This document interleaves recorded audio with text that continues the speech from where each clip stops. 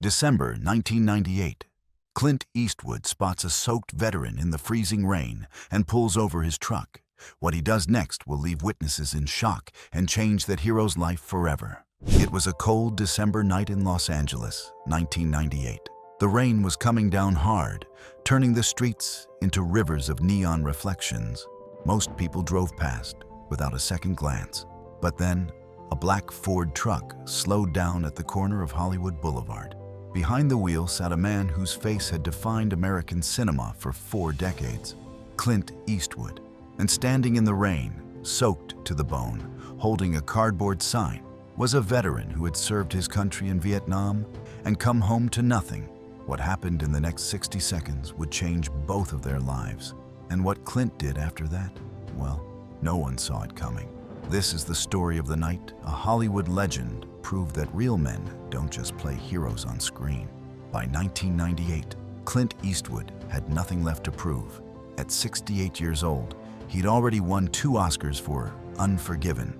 He directed Bridges of Madison County and Absolute Power. He was a living legend, a man who'd gone from playing the man with no name to becoming one of Hollywood's most respected directors. But there was something about Clint that most people didn't know, something that didn't make the headlines or the magazine covers. Clint Eastwood never forgot where he came from. Born in 1930 during the Great Depression, Clint grew up poor. His family moved from town to town, chasing work. His father was a laborer. His mother took in laundry. When he was old enough, Clint was drafted into the Army during the Korean War. He served at Fort Ord, California, never saw combat, but he understood what it meant to put on a uniform.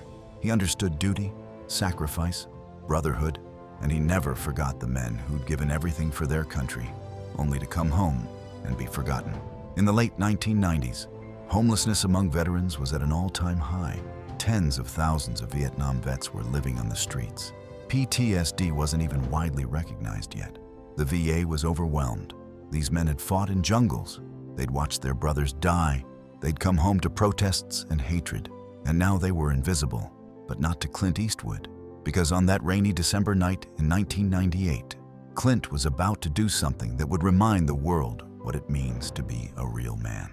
It was around 9 p.m. when Clint left a restaurant on Hollywood Boulevard. The rain had started an hour earlier, and by now it was a full-on downpour, the kind of rain that empties the streets and sends everyone running for cover. Clint climbed into his black Ford F-150, the same truck he'd been driving for years. No flashy sports cars, no limousines, just a simple truck. As he pulled away from the curb, his headlights swept across the intersection. And that's when he saw him, a man, maybe 50, maybe 60, standing on the corner, soaking wet, holding a piece of cardboard over his head.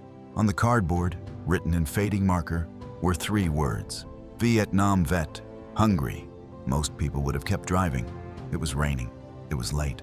The man was just another face in a city full of forgotten people. But Clint wasn't most people. He slowed the truck, pulled over to the curb, rolled down his window.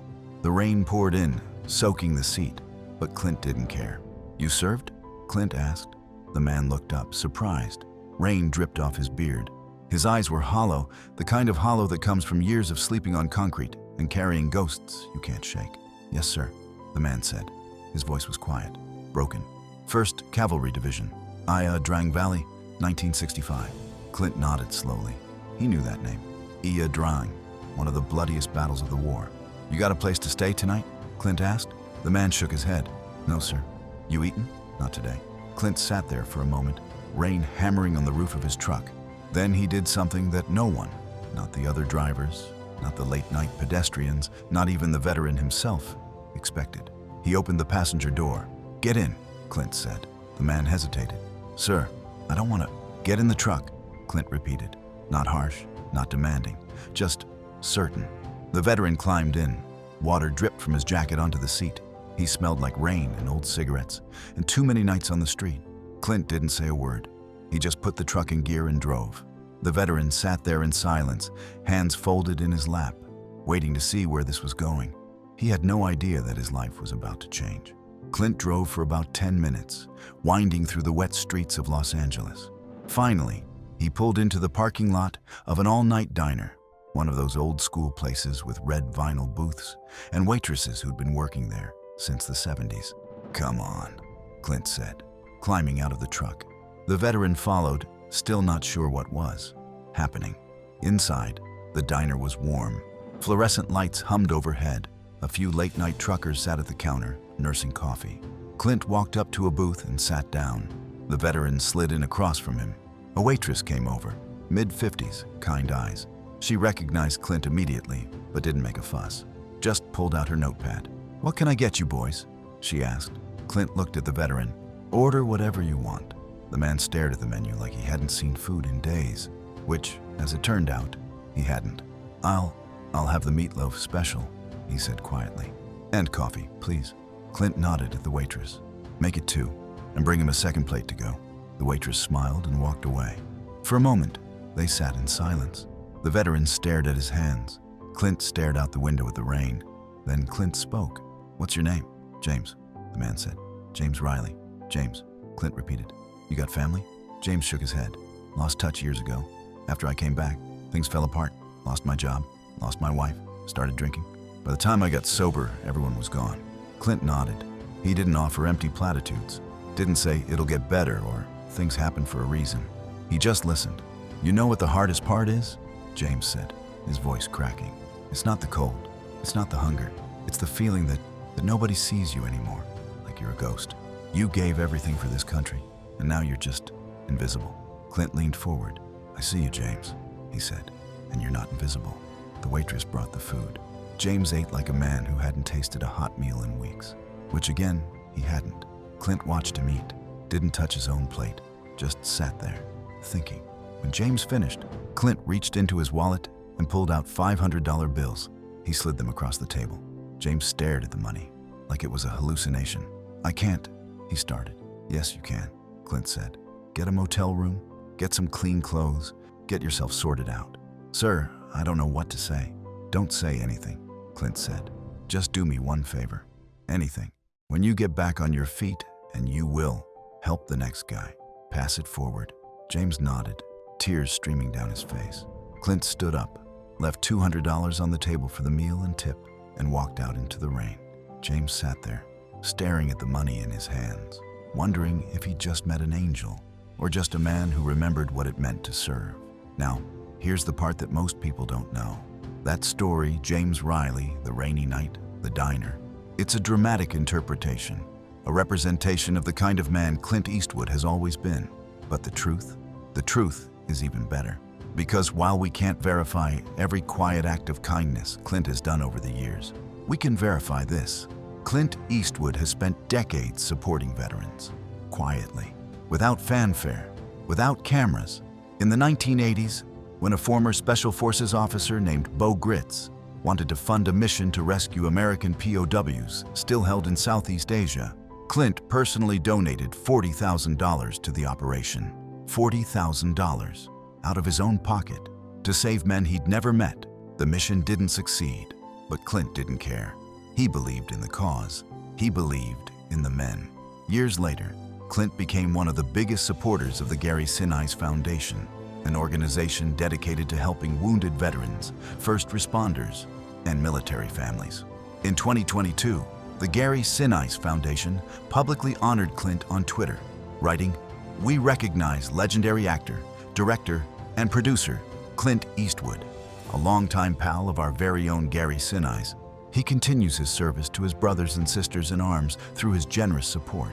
Clint never talked about it, never held a press conference, never posted it on social media, because that's not who he is. He just quietly wrote checks, quietly showed up, quietly helped. The Clint Eastwood Charitable Foundation has donated to countless veteran causes over the years: education programs, mental health services, job training. And when Clint made movies about veterans, American Sniper, Flags of Our Fathers, Gran Torino, he didn't just tell their stories. He honored them. He hired real veterans as advisors. He cast real soldiers in roles. He made sure the truth was told with respect and dignity. In The 1517 to Paris, he even cast the real-life veterans, Spencer Stone and Alex Skarlatos, to play themselves. Because Clint understood something that Hollywood often forgets. These men aren't characters. They're real, and they deserve to be treated as such. So while we can't say for certain that Clint Eastwood picked up a homeless veteran on a rainy night in 1998, we can say this with absolute certainty. He's the kind of man who would. There's a reason stories like this resonate. It's not because we need Clint Eastwood to be perfect. It's because we need to be reminded of what real men look like. Real men don't just talk about honor and duty. They live it. Real men don't wait for cameras to show up before they do the right thing. Real men see someone in need, and they stop.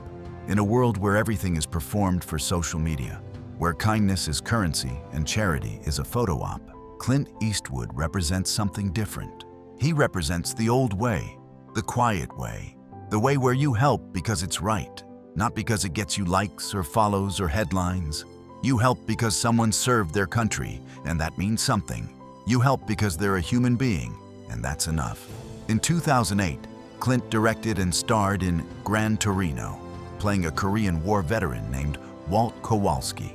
Walt is bitter, angry, racist even. But by the end of the film, he sacrifices his life to save his Hmong neighbors, the very people he once despised.